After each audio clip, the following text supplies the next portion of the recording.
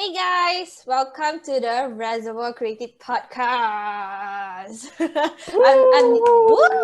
I'm your host today. I am Joey. I'm 22 this year, and I'm a film degree student who doesn't like pineapple on pizza. Pepperoni all the way. Don't fight me. Don't fight me. Don't fight me. Okay. Okay. I'm KK. I'm another host for today's podcast. I am 22 this year. I'm a music student, and I actually like pineapple on my pizza. No, no. Would you Fight feel like me, very Joey. Come on. no? Would you feel really weird, like a salty thing, and then you add on like sweet thing, and like I mean, no, I, don't- no. I like I it. I still feel like like pepperoni is the way.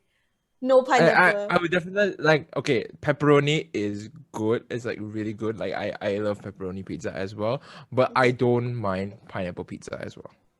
But I forgive you because you like pepperoni. Okay. Yeah. Okay. Nice. Okay, so Reservoir Creative is a collaborative group that was formed by a film and music student from Salam University. So So the goal of our community service project is to be able to reach out to younger aspiring musicians and filmmakers. okay, so we are so lucky today to have two guest speakers. So let me introduce these two guest speakers today, Miss Jo and Miss Hazlin. Welcome, welcome. Miss, can you guys introduce yourself? Yeah. I'll let Miss Hazlin go first. Oh, okay. All right. Okay, where do I start? Panjang ni sebenarnya. Okay, I am a lecturer in Sunway University. I teach film and television. I teach film production. What else? I specialize in directing. I also teach acting.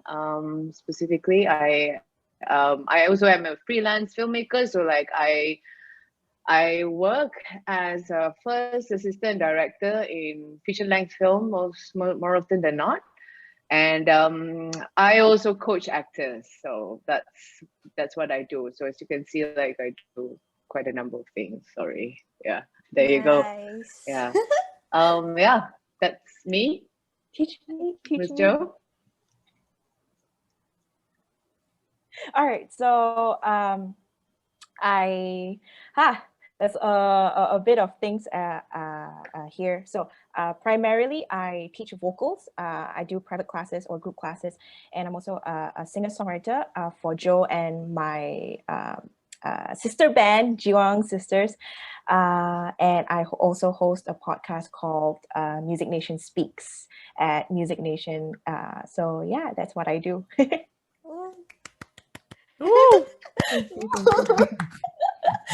Nice. Miss Jo and Miss Hazlin, for today's podcast, right, we are going to talk about career possibilities for both film and music. So, to kick things off, I actually have a question for both of you.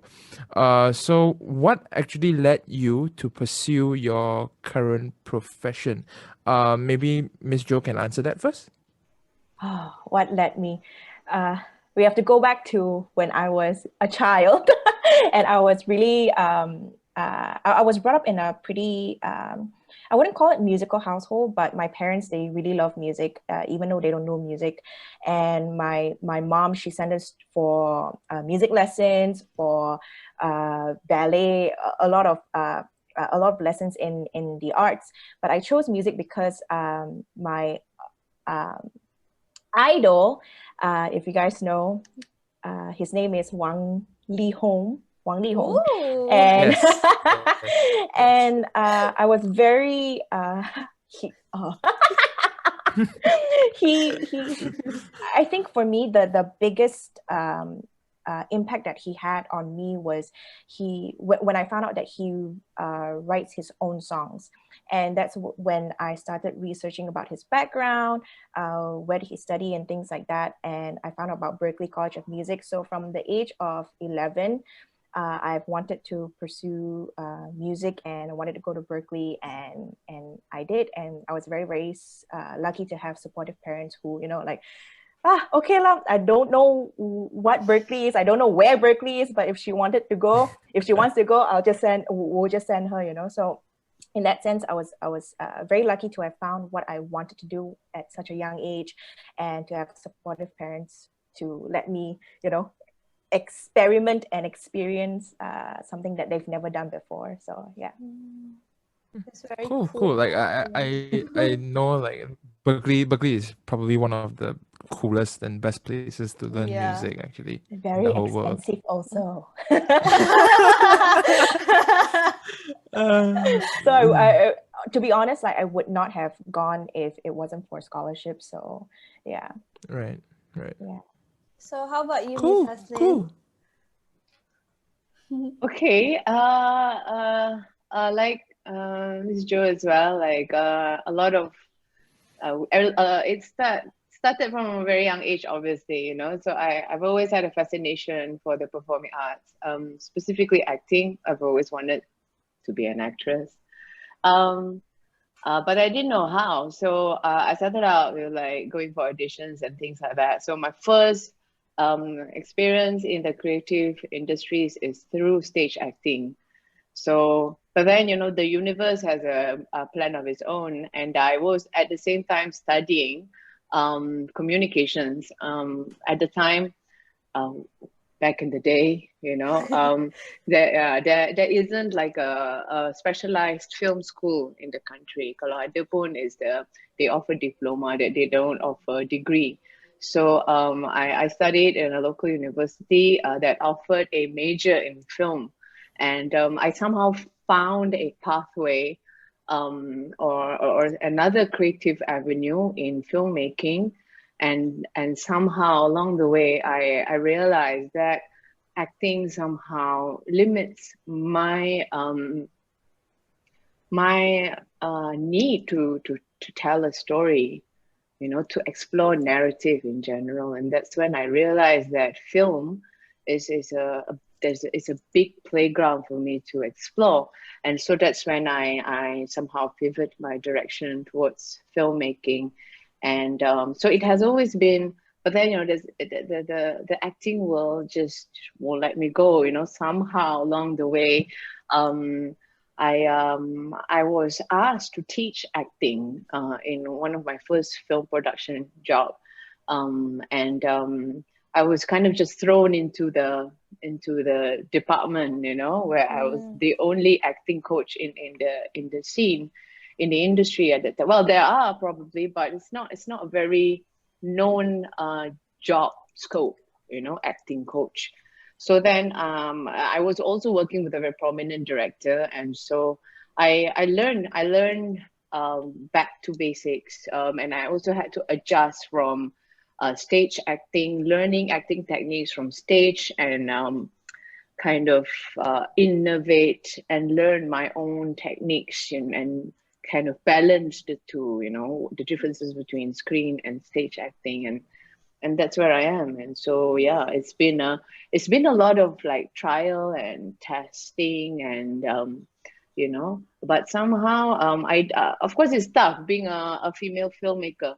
I have to say, in fact, being a female professional in the creative industry is tough, kan Jo? Betul tak? It's very tough. I'm like nodding silently here, but actually, yeah.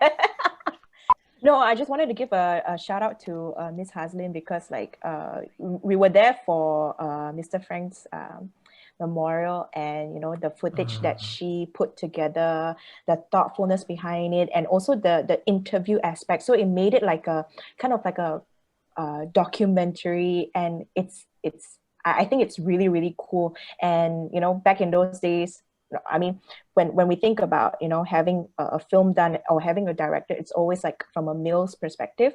But now it's slowly changing, and it's slowly becoming a norm. And I think, you know, Miss Hazlin is one of the pioneers in Malaysia to actually path a way for the upcoming filmmakers. Yeah. So I heard like both of you guys was like starting out very young age in this industry. So like, do you have to like personally manage your family's expectations when you want to pursue your career? Can Miss Haslin go first? Well, it's yes, very much so. I think even when I wanted to pursue acting, there was a lot of drama, you know.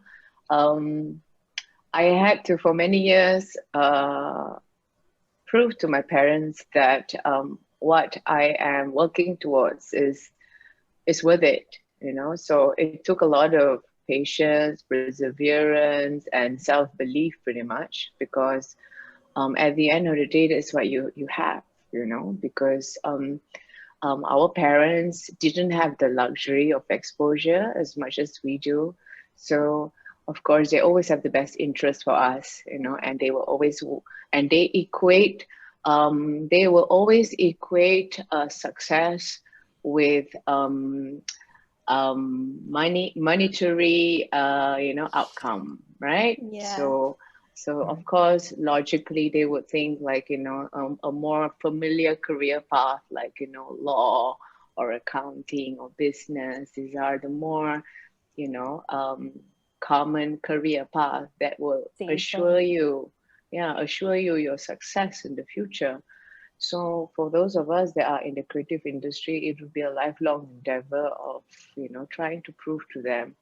And so so integrity is very important, you know, and I believe in not cutting corners as well. So which is why even though I've already had like quite a comfortable career pathways in the creative industries, I still I still wanted a master's degree, and hence I pursued it as well, you know. So that's the other thing, just to give myself that, you know, assurance and maybe validation, you know. So yeah.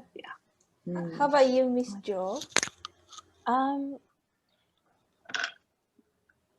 Okay, so for me to add on to, I think not add on to I think I share similar sentiments with Miss Hazlin, because even though my parents are very, very supportive, so they still equate, like what Miss Hazlin said, equate success with money, you know, especially in the arts industry. It's like, if you're not famous, if you're not, you know, a superstar, if you're not an artist, you don't make money. You have to make it big or you go home.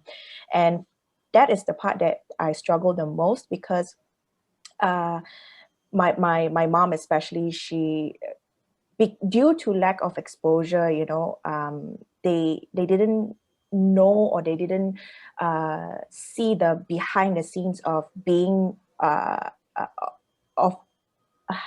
I cannot English today, I'm sorry, of they didn't know what else there is to be or to do besides being an artist or being someone famous. So I think that was the thing for me to overcome, which is to prove to my parents, or to persuade them, to convince them that, hey, the artist life is not for me. It didn't choose me, you know, or I don't choose it. But here is what else I can do. This is vocal coaching is what I can do.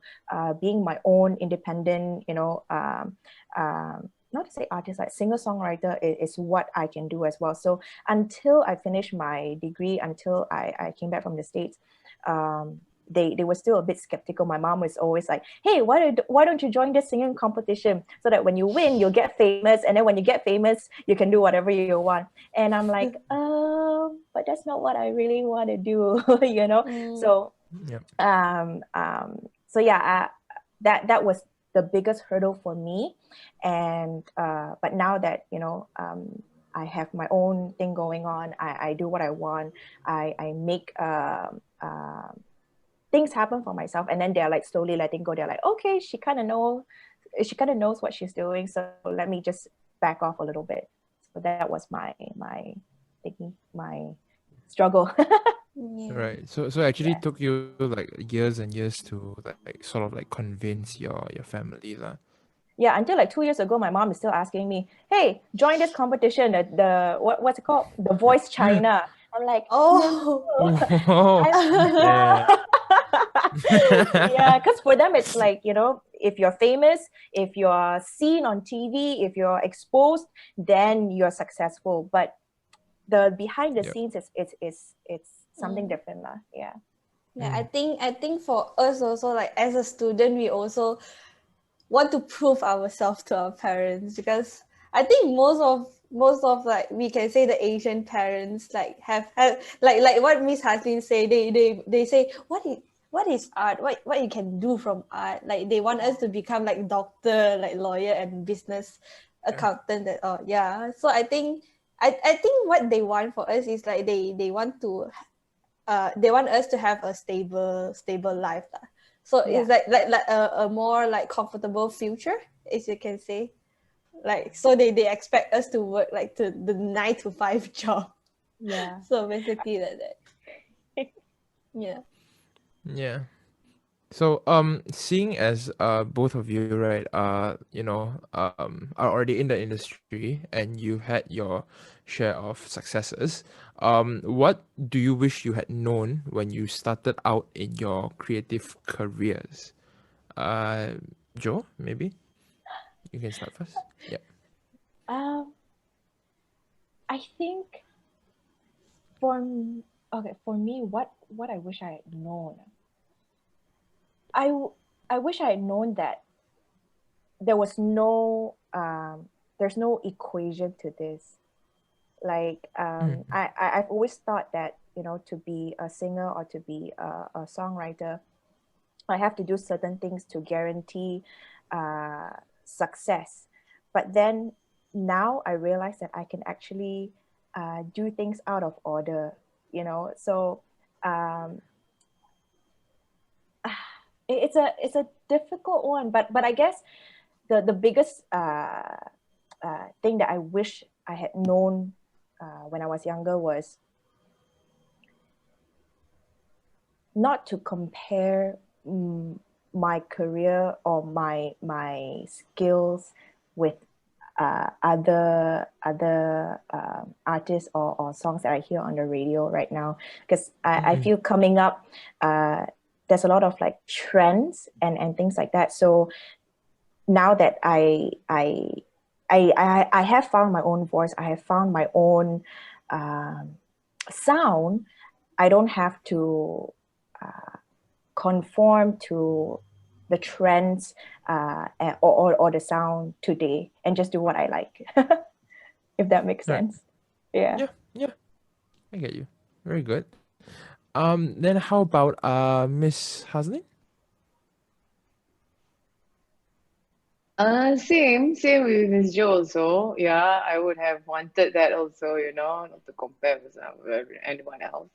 But I think also I wish I had known from a very early stage of my career that mistakes is part and parcel of the process, you know, and that I don't have to be a genius or brilliant to create, you know, and that's, I think, a lot of our mistakes.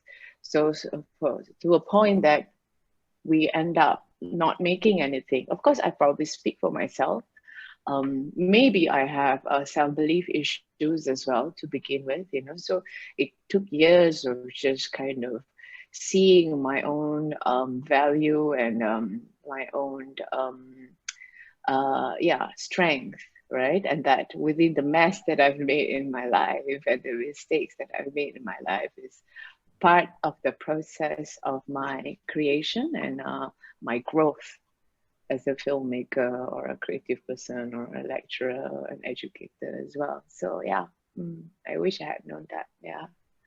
What Miss Jo said just now is like the pressure of like compare yourself to others. So like do you think this is the most common reason that for someone to give up in this career, like in this creative career?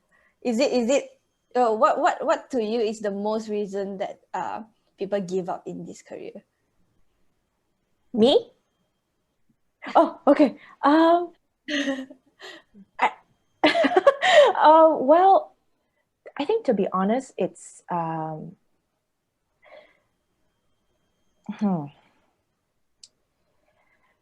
well,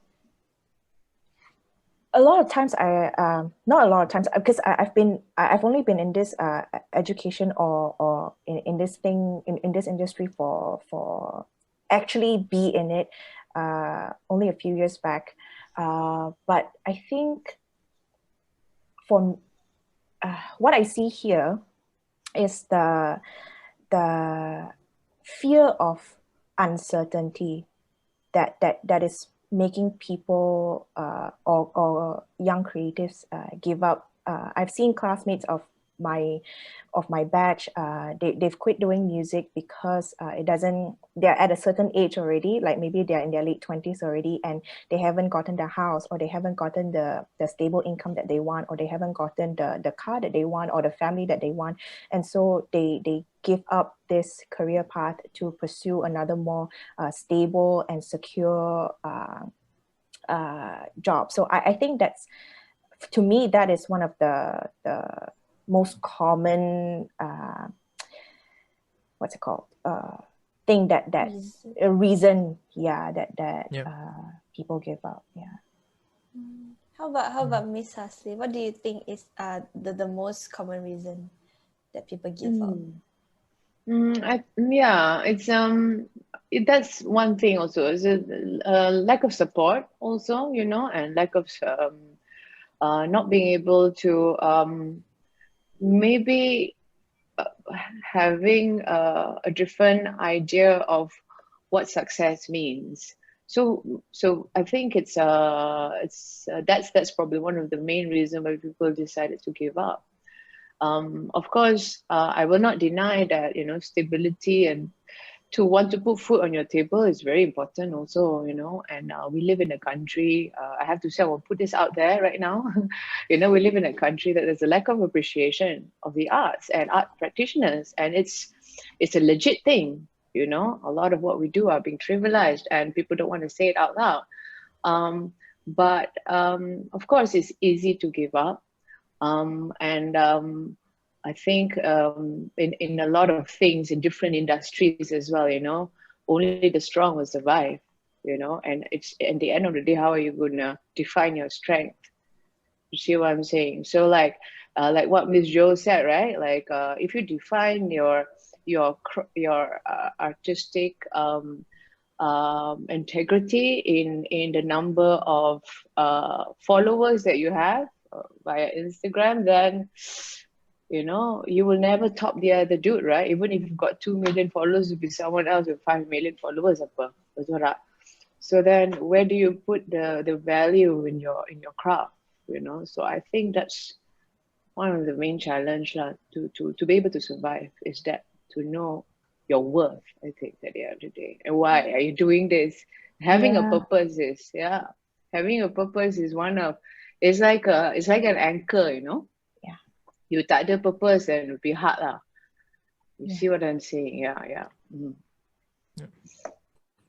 I think a lot of people that want to enter the entertainment scene, right? Like they have uncertainty issues as well. Like they're not sure if this is what they really want. So what advice would you actually give to someone who wants to enter a career in music or film? Miss Hazlin? Oh, okay.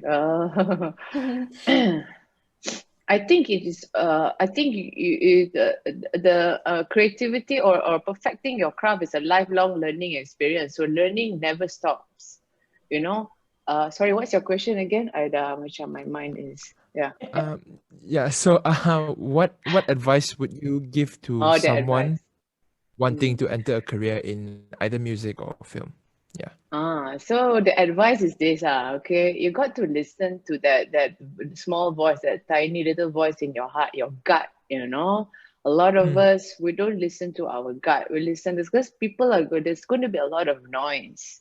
The moment you wake up, wow, so many noise from all of your, you know, devices and your friends and the people out there. All these people, these are noises, you know what I mean? The main voice that you have to listen to is your heart, your gut, actually. If your gut is really kicking in and it's saying this is the thing that you have to do, then stick to it. You know, I bet you that it will be beneficial. It will come to fruition in the future. It may not happen, you know, 2 years, 3 years, 5 years, 10 years. It'll happen. You know, there is magic in the power of believing in yourself. You know. But you cannot just immediately start, then you expect to be Van Gogh lah, you know. Even Yep. Van Gogh also got recognized after he has Right. left this world. Then only the world, betul tak? Betul tak kan? The after he's passed on, then they suddenly, wow, he's a damn genius. So I mean, you got to listen to your that tiny little voice in your heart. And it's very tough lah. It's very, very tough. Kan Jo, betul tak? Yeah. Right. Preach, Miss Hazlin. Yeah. I think for me it was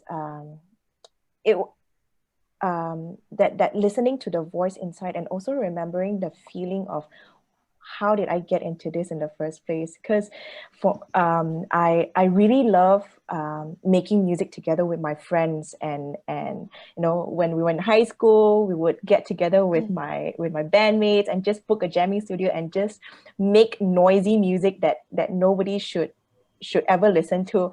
But that was the fun and the camaraderie and things like that. So now when it's a pro and con, I think, because now I don't use performing as a means to make money money anymore. So I have the luxury to pick and choose the kind of gigs that I want to take, or the kind of shows that I want to put on and things like that. So, and for me now, my purpose is to find back that feeling of what makes music so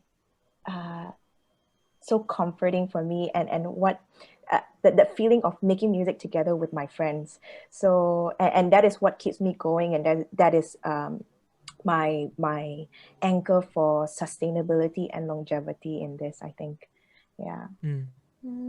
Yeah. Can I just add on to Miss Jo, what Miss Jo just said Yes. just now? Yeah. Yes, You please. know, it's, you also have to learn to sometimes let go of that thing that you think you're actually good at.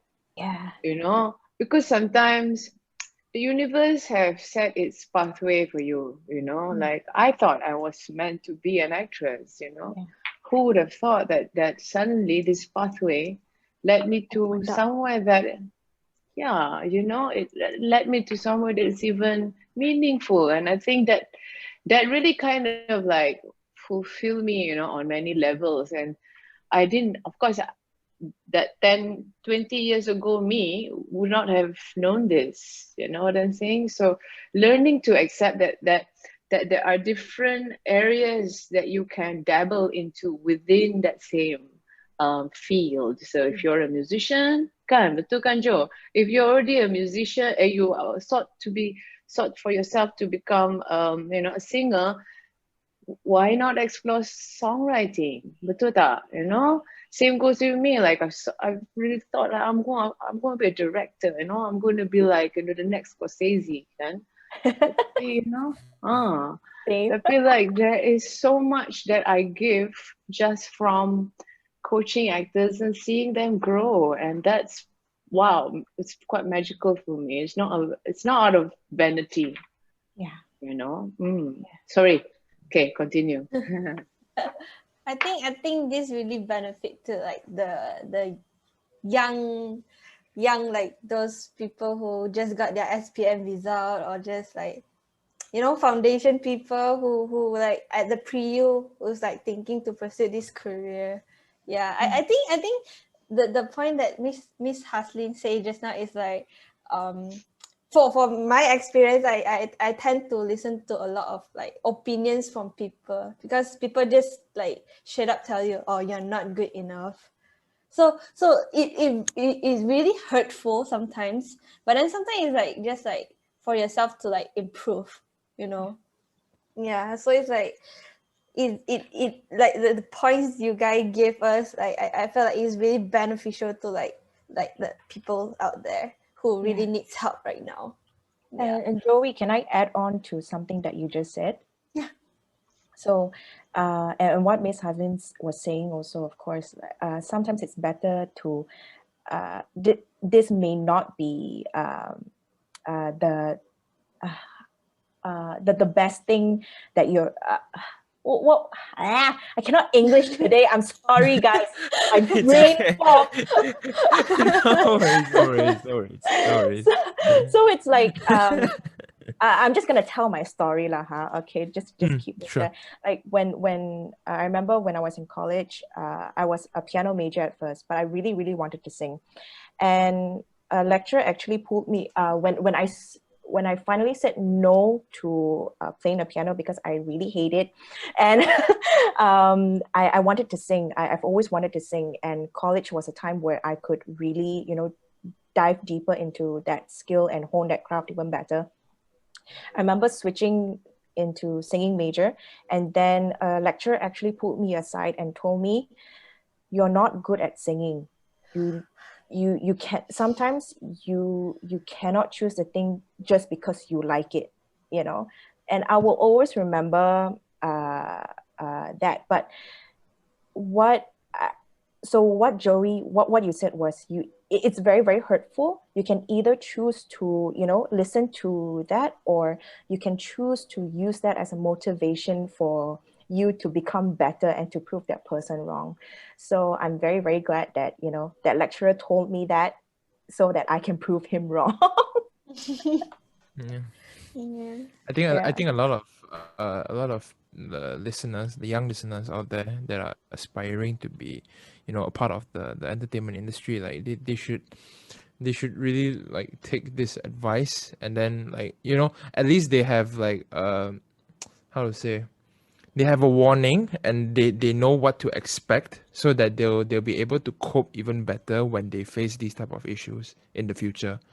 So, Yeah. like, you know, people are going to pull you down and say, you know, you can't do this, you can't do that. But then, you know, like, you need to be the person that convinces yourself that, you know, I can do this. You know, Yeah. I don't care what other people say. Like, you know, this is what I want to do. You know, if I want a career in this certain field, right, I need to be comfortable with myself doing whatever I like and I want in the future.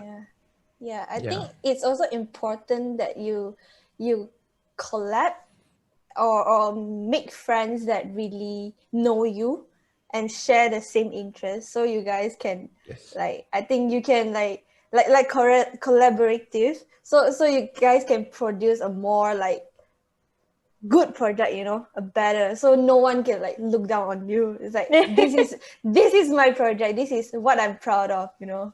Yeah, I think friends, like the true friend, true like partner, it what makes you a better person. Yeah.